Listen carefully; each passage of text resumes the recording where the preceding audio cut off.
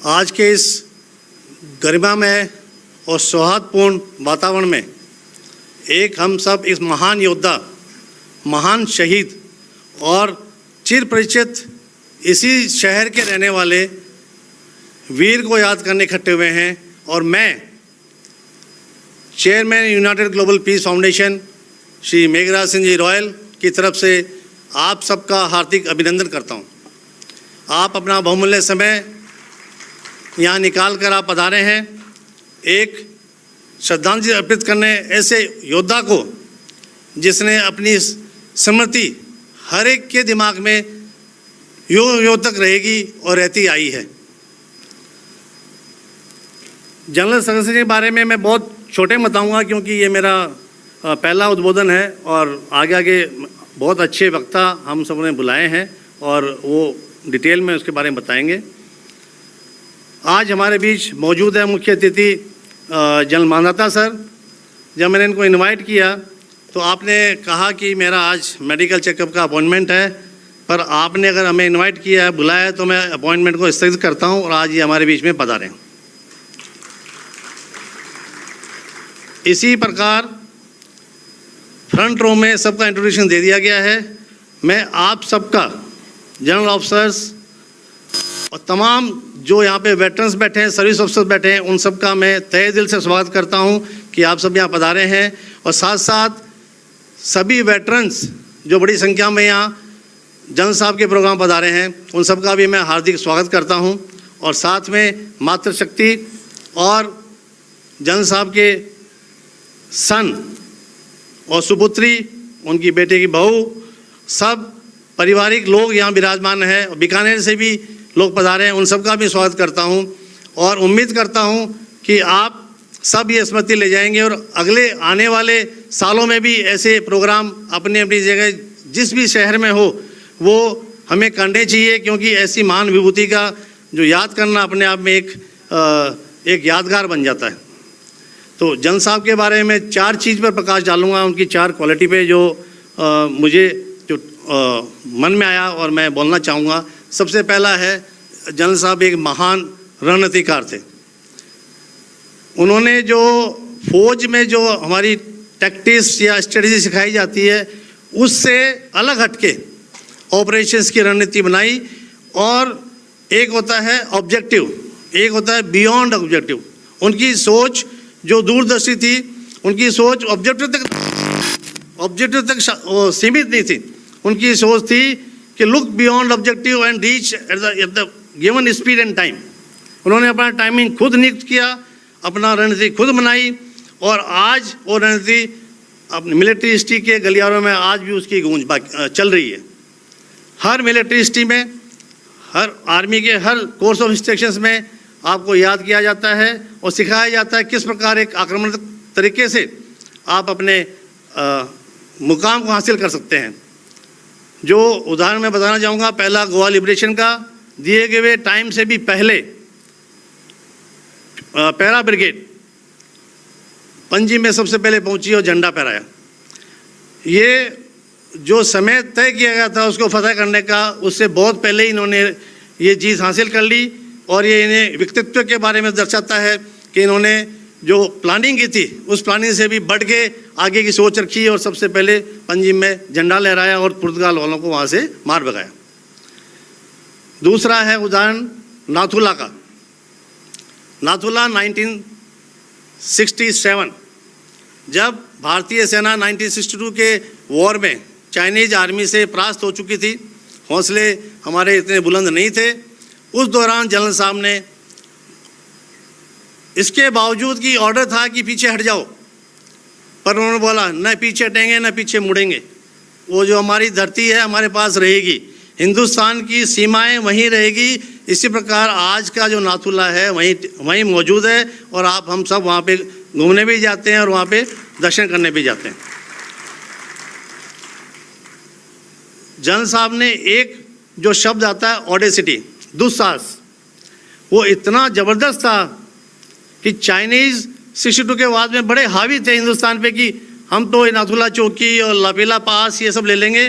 2 division, 27 division, 17 division को order था core commander का कि आप विड्रॉ कर जाइए, क्योंकि चाइनीज़ से हम पहले भी हार चुके हैं और ये उनके साथ मुकाबला करना शायद हमारे लिए ठीक नहीं रहेगा। पर जनरल साहब ने कहा nothing doing over my dead body, ये यहाँ से मैं नहीं हटूँगा, जबकि 27 के जो GOC थे वो पीछे हट चुके थे, पर इन्होंने अपना फोर्सेस आगे अग्रपंक्ति में जा के हौसला बढ़ाया, ट्रेंचेज में गए, जवानों से मिले, उनके साथ संवाद किया, उनका हौसला बढ़ा के उसको बचाए रखा। तो क्षमा जो होती है, क्षमा उसी को सौंपती है। मुझे याद है एक रामधारी दिनकर जी का 2 लाइन, क्षमा शोभती उस भुजंग को जिसमें गरल हो, उसको क्या जो दंतहीन विष रहित विनीत और सरल हो।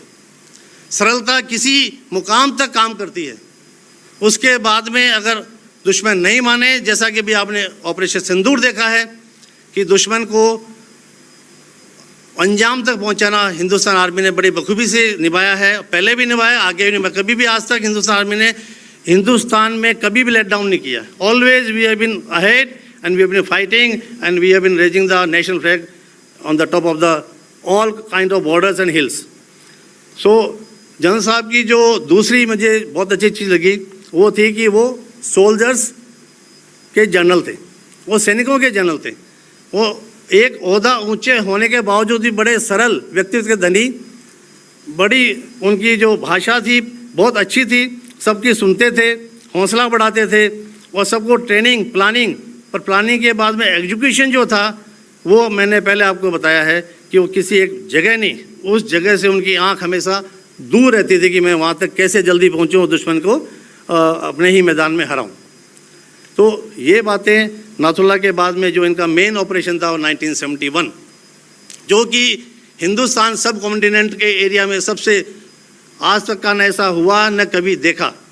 हेलीबॉर्न ऑपरेशंस, मेघना नदी बहुत बड़ा ऑब्स्टिकल, उसकी जो वाटर फ्लो लेवल है बड़ा फास्ट, बहुत चौड़ी नदी, और उस नदी को पार करने के लिए काफ़ी दिन लग सकते थे। प्लानिंग में था कि हम आराम से नदी को पार करेंगे, पर जनरल साहब कहाँ रुकने वाले थे। उनका शौर्य, उनकी जो उद्देश्य तो अलग था, उनका उद्देश्य था ढाका। तो किस प्रकार ढाका जल्दी पहुँच के इस पाकिस्तान को वहाँ से हटा के, नामो निशान हटा के और इसको बांग्लादेश बनाया जाए, वही उन्होंने किया। 120 हेलीकॉप्टर की शॉर्टेज, पूरे इतिहास में कभी ऐसा नहीं हुआ कि फर्स्ट टाइम हेली ब्रिज बना के। नॉर्मली हम आर्मी में क्या करते हैं, इंजीनियर्स ब्रिज बनाती है, फिर उसको पार करते हैं, अगर करंट ठीक है तो टैंक्स भी पानी के ऊपर से निकल जाते हैं, पर ऐसा वहाँ ऐसा नहीं हुआ। उन्होंने पूरी रेजिमेंट की रेजिमेंट वहाँ पहुँचा दी और हेलीकॉप्टर को 38 गोलियाँ लगी, खुद को भी गोली टच करके गई, बट उन्होंने परवाह नहीं की। ये है वीरता, शौर्य और सैन्य कमांडरों का एक जो पराक्रम जो हमें देखने को, पढ़ने को मिलता है, सुनने को मिलता है।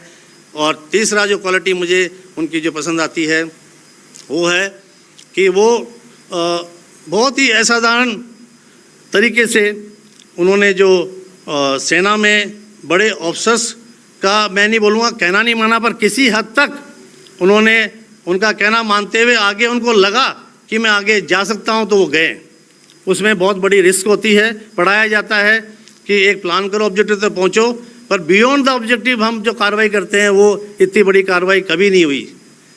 जो लड़ाई की सिचुएशन अगर आप समझो, वहाँ पे एयरफोर्स फायर कर रही है, आपके जो आर्टिलरी फायर कर रही है, आपके मिसाइल्स, आपके रॉकेट्स वो जो फायर हो रहा है, उसके बाद में आपके ऑब्स्टिकल सिस्टम, माइनफील्ड, उसमें से जवान निकल के जब आगे आता है और लास्ट में जब क्लोज बैटल फाइट होती है, वो कम दूरी की फाइट है, उसको क्रॉस करके बहुत कम लोग ऊपर पहुंच जाते हैं। पर इस देश में ऐसे लीडरों के कारण, ऐसे ही सक्सेस के कारण ये मुकाम, ये जीतें हासिल हुई है, चाहे वो कोई सा ही वार हो।